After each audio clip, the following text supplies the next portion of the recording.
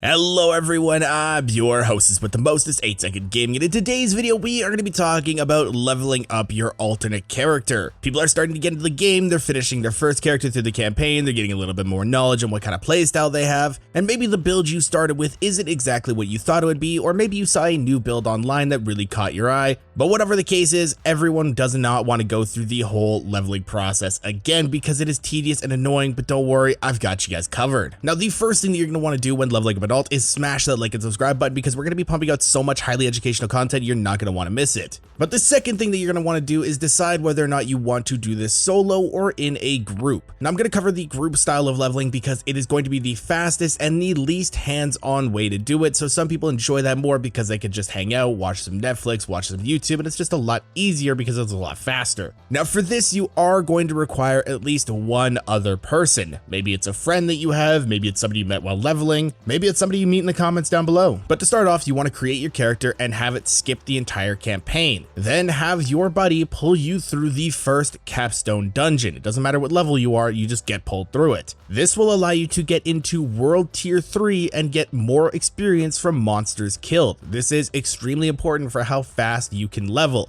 Now, if your buddy is high enough level and also geared enough, then also get them to pull you through the World Tier 4 dungeon. They should have the waypoint close to it, you can then teleport to them, they can pull you through it, and now you have access to an even higher tier of world, and that just makes it a lot better because you're getting even more experience per monster killed, and you're also getting ancestral gear to drop. Because of the way that this functions, you're not actually going to be running through the dungeon, so having that ancestral gear drop and being sent to your stash will help you once the leveling process is over, and you'll actually get some gear to run with. Now, after you get pulled through both of the capstone dungeons potentially, next up you want to pick a dungeon with a good layout that spawns a lot of elite mobs. Elites are very important because they're very dense packs that have a lot of experience. Now for me, I really like the dungeon that's east of Kiovashad in the city of Malnok called Anissa's Demise. This layout is just a rectangle with guaranteed marked elite spawns. It's a very simple layout, you can run it extremely quickly, there's a blacksmith and a little shop there so you can sell stuff and salvage stuff as soon as you need to. It's just a very solid spot, I love it a lot. But if you have another dungeon that you know the layout of and you know that there's a lot of elite spawns and you prefer that one, go for that one. This is just a recommendation. I know a lot of people love to run the Champion's Demise dungeon. If you want to do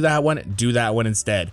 It's your dungeon, do what you enjoy. But all you do is go in and sit at the front of the dungeon. You do not move. Your buddy will go in and kill all the elites as fast as possible. You do not finish it. You don't go to the boss, you don't do the second stage of the dungeon, you just do the first stage where all the elites are. Remember, we're going for monsters killed per hour here, and finishing the dungeon is not worth it. It's really slow, the boss takes too long, it's not worth the time. But as your buddy's killing everything, you're standing at the front and receiving all the experience because it does not matter where you are in the dungeon Diablo 4. It just matters that you are in the same instance as them, so you can stand nowhere close to them and still get experience. Now you still have to be paying attention somewhat because some of the mortar mobs have a very long range and they can drop some fireballs on you. And also if you're doing Nightmare Sigil dungeons and you proc one of the events, sometimes the mobs can spawn on you because of the way that Diablo's targeting system works. So if your buddy's doing it, just have them skip the events because sometimes it cannot be worth it. But that's all you do. And after you finish the dungeon, all you have to do is leave the party, leave the dungeon, re-invite your group, and it should reset the dungeon. If it doesn't, you just have to relog quickly and that will do the trick. Now when you are relogging, don't click the second pop-up window that says leave world with the countdown. Let it time out naturally because then it'll spawn you right back in front of the dungeon instead of dropping you back in one of the major cities. It just saves a little bit of time for you having to run back or potentially teleport back to your group. It's just a little bit of a time save. Now this is the fastest way, and with the right group you can be level 50 within 40 minutes if it goes smoothly. And you can even get potentially boosted even higher if your group is willing to and they're a higher level pulling you through some of the content. But that does require at least one other person, and some people don't have that one other person to play with. So what if you are solo?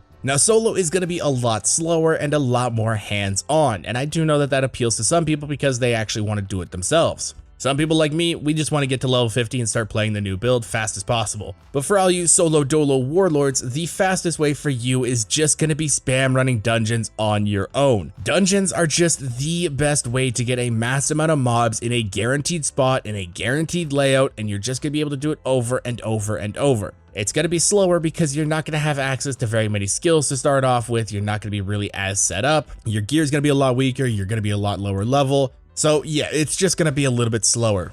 Though dungeons can get boring after running the same one over and over and over, and some people don't want to do that. And if that's not your cup of tea, or maybe you're getting bored of it, the best way to level in alt is to just target farm what you enjoy. If you just love running around and finding the world events that spawn the Murmuring Obols, then just run around on your horse until you find those and then hop in and complete them. If you like doing random side quests, do random side quests. You're gonna have to explore the map again anyway, so that could be a huge benefit. Or if you want to do the campaign again, do the campaign. You already know how the campaign's done. You're gonna have a head start on that because you know the most efficient ways somewhat, and because it's your second character, you're going to start off with a horse. So you'll be a lot faster in the early stages of the campaign because they're going to be a lot closer together because they were designed for people to be running to them, and you're just going to be a machine plowing through the campaign now. But there is no wrong way to level up an alternate character. Sure, there are optimal ways, but if you just force yourself to do content that you don't enjoy, you're not going to have fun playing the game, you're going to quit early, and that character's just not going to get leveled up anyway. So if you absolutely hate running the same dungeon over and over and over, it's going to be boring to you, you're not going to want to do it, and you're going to stop. So just don't do it in the first place. Go find something that you enjoy. Go do something you enjoy. You're playing the character that you want to play anyway, you're having fun, you're enjoying the game, you're putting the time into a video game that you spent $80 on.